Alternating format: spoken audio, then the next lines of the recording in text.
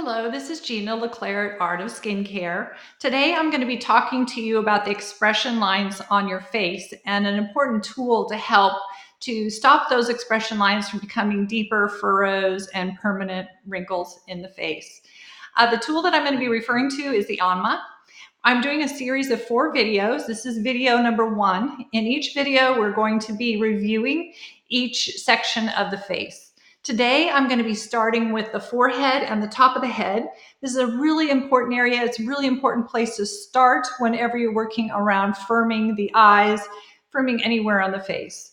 I will do this for an entire week with myself. And if I have clients that I'm working on and doing microcurrent for lifting, I will have them do this at home for a week before I start working on their eye area. So what we're going to be doing is releasing the fascia in the skin. Fascia is that top layer. It's like a sheeting that goes over all the muscles of the face. And when we make expressions, we smile, we frown, we lift our eyebrows, all of those expressions over time, those muscles become a bit frozen. And we develop these patterns that create these furrows in the face. Some people get lines across the forehead. Some people get those 11s through the center here, and we get lines around our eyes, lips, everywhere else. So what the Anma does is it helps to re-energize those areas. It's going to break up adhesions, and it's also going to increase circulation. So we have better healing, better blood flow. The skin is more radiant, plump, juicy, and glowing, and not stressed and shriveled up. So this is the Anma right here. The Anma is available on my website. It comes with an instruction manual. The instructions are very good, and they cover each section of the face that we'll be going over, but they're limited in that you really it's very hard to learn from reading about something. So I wanted to create this video series for you so you could learn how to do it and see how I do it at home. Now, when you're using your Anma, there's 2 prongs here. These are called the thumbs. These are called the fingers. So the thumbs are for using on acupressure points. The 2 acupressure points that we're going to be working on today are on the forehead. So those 2 spots, they're just up from the beginning of your brows, just above the orbital bone. If you feel around in there, you can usually find a little tender spot. It's there, and then it's maybe a finger length up higher, right up here. Now, if you don't find those spots exactly, the best thing to do is play around with your fingers. You'll start to get used to them. You'll start noticing where those spots are. It's okay if you're not exactly on them. You can do a few little spots around there as you're getting used to it. You can do those acupressure points with your fingers. The Anma is perfect for the forehead. They're just about perfectly spaced to get up there and get those spots. You can do a little press and release, press, release, and go up and hit the other spot, press and release, press and release.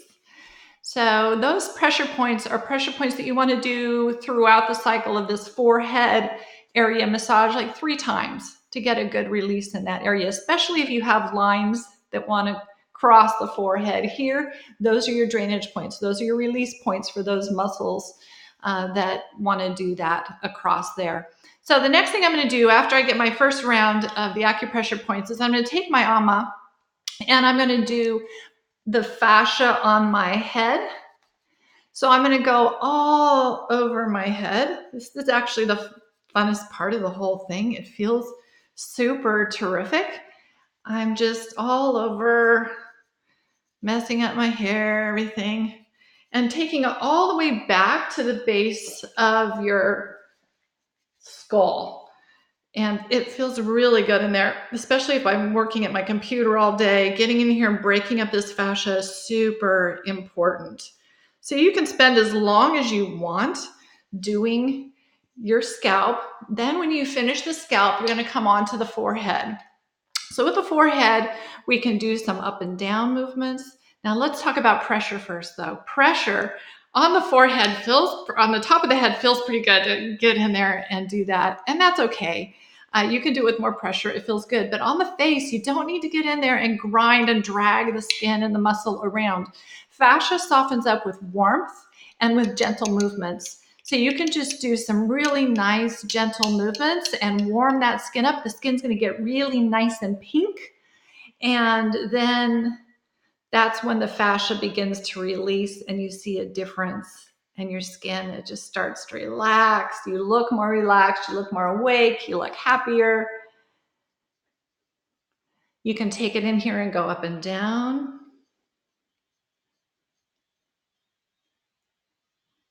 It's really nice, gentle. Now, if you have those lines that go across, horizontal lines, those you're going to want to get by doing your acupressure points. And you're going to want to do them, get across some cross fiber friction going here. Little diagonal on the side. And then for people like me who have the 11s, I tend to be a frowner and I squint when I'm reading. So I get a good size line right here. Now this line has gotten much better since I've gotten in a good routine with my Anma. It's much less distinct. However, I am 56 years old and it is perfectly normal for me to have some permanent lines starting to form on my face. I'm not going to fight that. I'm not going to go get Botox or injections. I really want to embrace the beauty of natural aging. I feel like the lines on our face make us unique and they're beautiful, but I do want to keep this tissue healthy and I don't want them to become too pronounced. So I am going to get in there with the Anma and I'm going to work some cross fiber friction across these. So I'm going to go some lifting movements up this way, the other direction, cross fiber, and just really soften all of that up. I'm going to come just above the brow line and I'm going to work the tension across there.